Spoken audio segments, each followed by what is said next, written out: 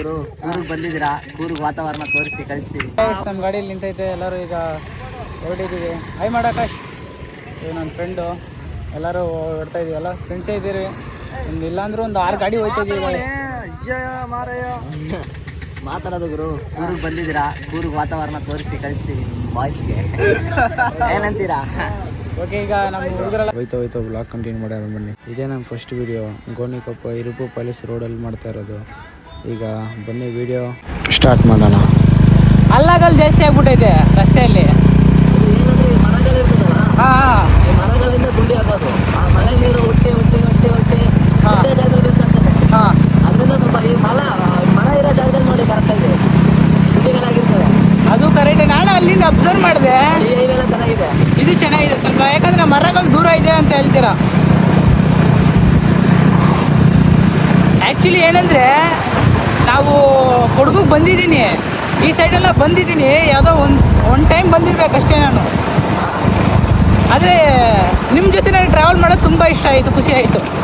ನಮ್ಮ ಹುಡುಗರು ಎಲ್ಲರೂ ಒಂದು 6 ಗಾಡಿಗಳೈತೆ, ಒಂದು ಮೊಪೇಡು, ಇನ್ನು ಗೇರ್ ಗಾಡಿಗಳೇ ಇನ್ನು 5 ಐತೆ.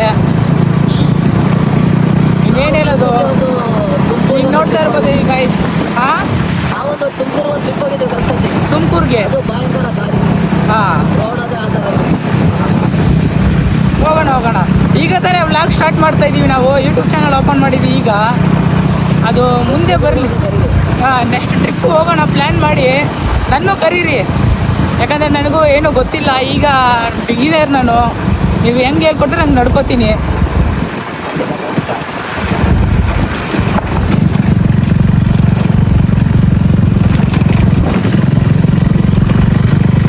ಪರಿಸರ ಮಾತ್ರ ಮಣಿಯವರೇ ನನಗೆ ಪರಿಸರ ಮಾತ್ರ ತುಂಬ ಖುಷಿ ಆಯ್ತು ಕಣ್ರಿ. ಅದಕ್ಕೆಲ್ಲ ಈ ಊರನ್ನ ಬಿಟ್ಟು ಹೋಗ್ಲಿಕ್ಕೆ ಮನಸ್ಸಿಲ್ಲ. ನನಗೆ ಹೋಗ್ಲಿಕ್ಕೆ ಮನಸ್ಸಿಲ್ಲ ಅಲ್ಲ, ಈಗ ನನಗೆ ತುಂಬ ಖುಷಿ ಆಯ್ತಾಯ್ತು. ಈಗ ಓಡೋಗ್ಬಿಟ್ಟಿದೆ ನಮ್ಮೂರಿಗೆ. ಹಾಂ, ಆದ್ರೂ ಕೈಲೇ ಬಂದಿದೆ.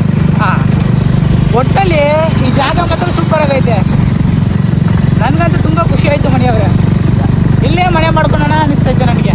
ಮಾಡ್ಬಿಡಿ, ಅದಕ್ಕೆ ಹಾಂ, ಮಾಡ್ಬಿಡಿ, ಲೀಸ್ಗೆ ಹಾಕ್ಬಿಡಿ ಒಂದು ಮನೆ. ಹಾಕೋಣ ಅಂದರೆ ಅಲ್ಲಿ ನಮಗೆ ಡ್ಯೂಟಿಗಳೆಲ್ಲ ಅಲ್ಲಿರುತ್ತೆ, ಇನ್ನೇನು ಮಾಡೋಕ್ಕೈತೆ ನಾವೆಲ್ಲಿ. ಅಲ್ಲೂ ನೋಡಬೇಕಲ್ಲ ನಾವು, ಫ್ಯಾಮಿಲಿ ಅಲ್ಲಿ ಬಿಟ್ಟು ಇಲ್ಲಿ ಬರೋಕ್ಕಾಗಲ್ಲ ಅಲ್ಲ.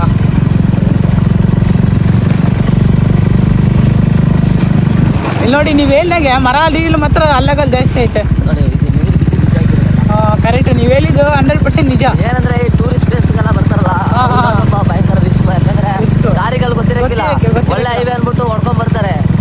ಒಬ್ಬೊಬ್ರು ಅಪ್ಸೆಟ್ ಆಯ್ತಾರೆ. ಇಲ್ಲ, ನೋಡಿ ನಿಧಾನಕ್ಕೆ ಓಡಿಸ್ಬೇಕು ಗಾಡಿ ಕೊಡಗು ಕಡೆ ಬಂದ್ರೆ, ಯಾಕಂದ್ರೆ ಮರಗಳಿರೋ ಜಾಗದಲ್ಲಿ ಸ್ವಲ್ಪ ಗುಡ್ಡಿಗಳಿರ್ತದೆ. ಅದು ಕರೆಕ್ಟ್. ಯಾಕಂದ್ರೆ ನೀವಿರೋದ್ರಿಂದ ನಮಗೆ ಸ್ವಲ್ಪ ರಸ್ತೆಗಳಿಗೆ ಏನು ತೊಂದರೆ ಇಲ್ಲ. ನೀವು ಚೆನ್ನಾಗಿ ಗೈಡ್ ಮಾಡ್ತಾ ಇದ್ದೀರಾ ನಮ್ಮನ್ನ. ಈ ಜಾಗದಲ್ಲಿ ಇದೇ ಥರ ಐತೆ, ಈ ಜಾಗದಲ್ಲಿ ಹಿಂಗೈತೆ ಅಂತ ಎಲ್ಲನೂ ಹೇಳ್ತಾ ಇದ್ದೀರಲ್ಲ, ಅದು ಖುಷಿ ಆಯ್ತು ನನಗೆ.